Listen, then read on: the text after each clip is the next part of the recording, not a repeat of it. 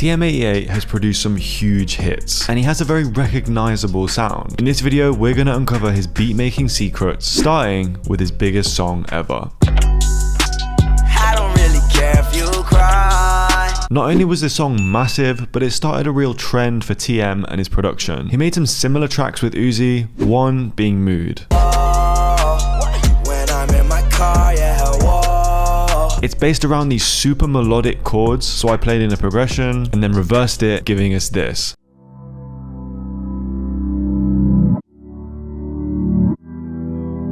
Next, we have to use that lead from the song. Now, it's actually a preset from Nexus, but you can sound design something similar very easily. Just use the default waveform in Serum and create an LFO pattern like this. Attach it to the fine pitch and detuning, and here's what we're left with.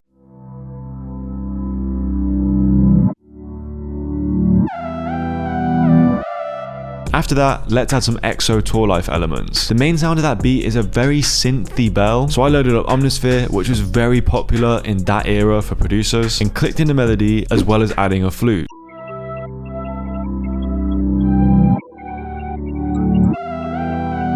Now, to complete the sample, we need to take inspiration from one of Uzi's more recent releases. but our love is not the same. But our love is not the same. TM and the other producers sampled this beautiful acoustic track. I want the moon. The vocals in the sample are the standout part, so I wanted to add something similar to RB. This is where Ace Studio comes in. So first, I voice noted a vocal melody that I had in my head. I converted it to MIDI and then dragged it into Ace Studio. What we can do in the software is take the MIDI, turn it into our own vocal melody, and even write the lyrics. So I did exactly that, also taking advantage of the pitch editor and vibrato settings, which makes it sound even more realistic. However, to finish it off, I wanted to use the new choir synth feature. This will turn the vocal line you made into a choir at the click of a button. I added a bunch of the different AI vocal models, spread them to give it width. I layered it with another track in a higher octave, leaving us with this.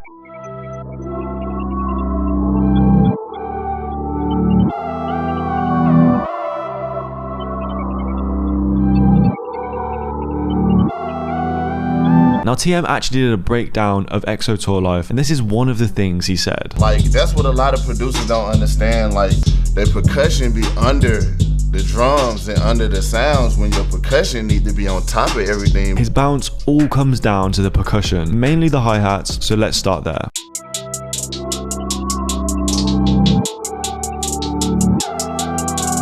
As you can see, the low notes are there, as well as TM's signature rolls. With those, you want to come down in pitch, which gives it that glitchy sort of texture. Also, make sure to scarcely take out notes. It just allows the beat to breathe for a second. After that, we have the snare and open hats.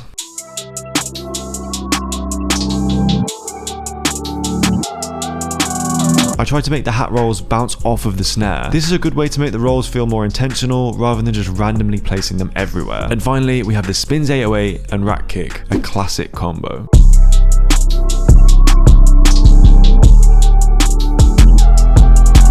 As well as his melodic production for Uzi, TM also does a lot of dark stuff for the likes of Future and Travis Scott. Deep out of flight, nigga, can't even see me on way out of here, I'm too far in the sky. The song is based around some simple electric piano chords.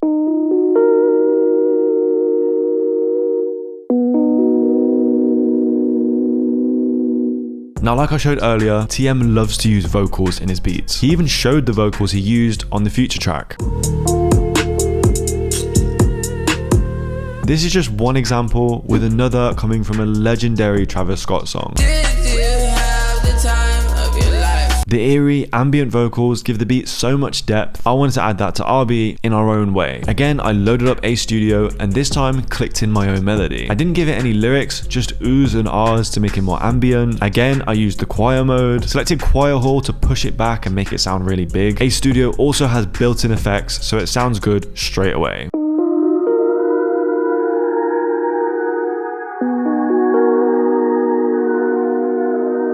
If you want to check out Ace Studio, hit the link below. You can get a free trial, so there's nothing to lose. It's a really great tool for any producer. Another element I wanted to take from Nightcrawler was the siren-like lead. It nicely contrasts the very ambient vocals. Finally, for the melodic side of things, I was inspired by Had Enough by Don Toliver. The song starts off with a soul sample, but that gets stripped away when the beat drops, leaving these nice ambient synths.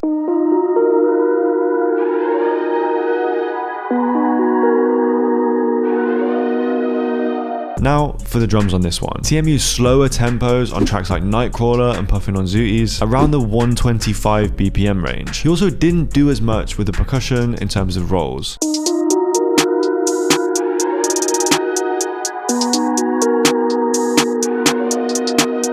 To finish it off, we again have a spins and rack kick. TM doesn't deviate from this combo too much.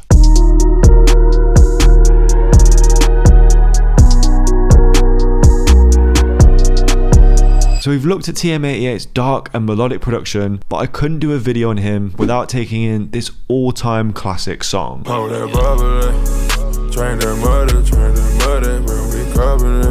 Even though it's basically a 10-year-old track, the techniques are still valid even to this day. First is this Rhodes-like sound, playing some emotional chords.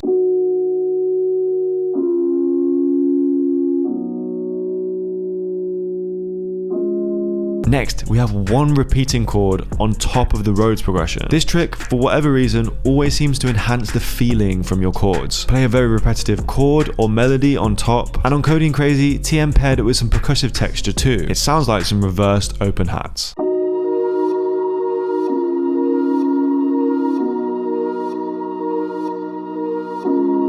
And for one final melodic element, we need to listen to the intro of the song. The melody is super processed, giving all sorts of glitchy, distorted textures. To make something similar, I played a simple bell melody. Then added a halftime. The half-speed preset on Gross Beat was used religiously by the likes of TM, Southside, and basically every producer in that era. So the halftime recreates that. I also added some delay, distortion, and shaper box, which I automated.